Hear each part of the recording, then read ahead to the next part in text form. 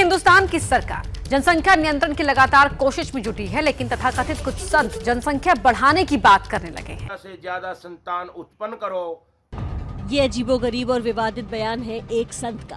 संतों का काम समाज को सही दिशा दिखाना होता है, लेकिन यहाँ तो ज्ञाननाथ महाराज और ज्यादा बच्चे पैदा करने का ज्ञान बांट रहे हैं। वर्ष 2001 में भारत में हिंदुओं की कुल आबादी थी 80.46%, जबकि मुसलमानों की आबादी थी 13.43%। लेकिन वर्ष 2011 में हिंदुओं की आबादी घटकर 79.8% हो गई, जबकि मुसलमानों की आबादी 14.23% हो गई। यानी आप देख लीजिए, यहां पर हिंदू आबादी अगर आप देखेंगे तो कम हो रही है। 2001 से 2011 के बीच में 80 से 79% आ गई, लगभग 1% कम हो गई है। और मुस्लिम आबादी को अगर आप देखेंगे तो 13% से 14% हो गई है। ये 2011 के आंकड़े हैं। कितने बच्चे हैं तुम्हारे में? रिबन है 2 दर्जन। 2 दर्जन बच्चे? तुम्हारे शोहर ने कोई काम नहीं किया?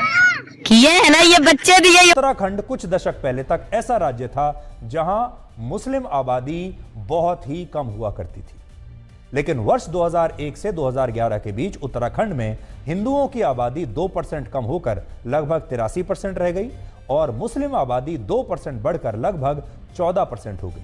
और ये आंकड़े 2011 के हैं। सोचिए आज 12 वर्ष बाद ये स्थिति कैसी हो चुकी होगी। कि इतने ज्यादा बच्चे हैं कि मैंने काउंटिंग शुरू की थी, मुझे खुद काउंटिंग भूल गई है। क्या उम्र है तुम्हारी?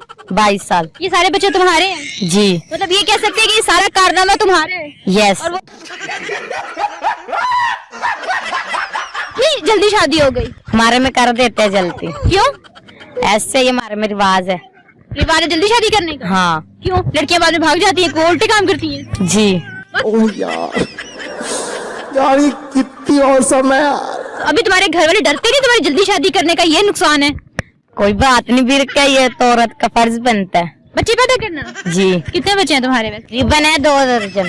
2 दर्जन बच्चे हैं? ये तुम्हारे शोहर का कारनामा है? हाँ। तो तुम कहती कि यार ये कारनामा नहीं करो, कोई और काम कर लो।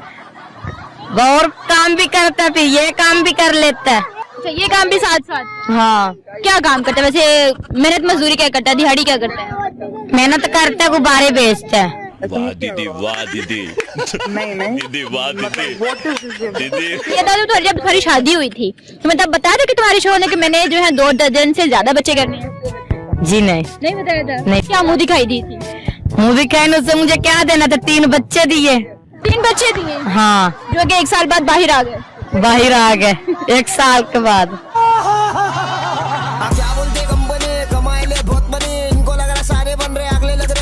अल्लामा इकबाल ने फिक्र को वाज़े कर दिया कि इस्लाम मजहब नहीं दीन है, और जुदा हो दीन सियासत से तो रह जाती है चंगेजी। ये एक वहदत है। अबुल कलाम आजाद उठे, उन्होंने कायम की जमात हिजबुल्लाह। फिर मौलाना मौदूदी उठे, एक जमात इस्लामी बनाई। ये रफ्ता रफ्ता होगा, लेकिन इन्होंने एक एक कदम बढ़ाया है। इन सब की कोशिशों से एक एक कदम बात आगे बढ़ी है।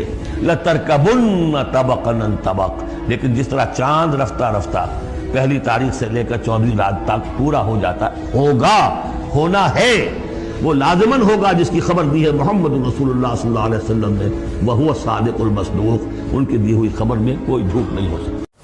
ये दीन गालिब रहने के लिए आया है, मगलूब रहने के लिए नहीं। अल हक़्क़ु यालू वला युला अलैह। हक को हक पहुंचता है कि सरबलंद हो, ना ये कि पामाल कर दिया जाए।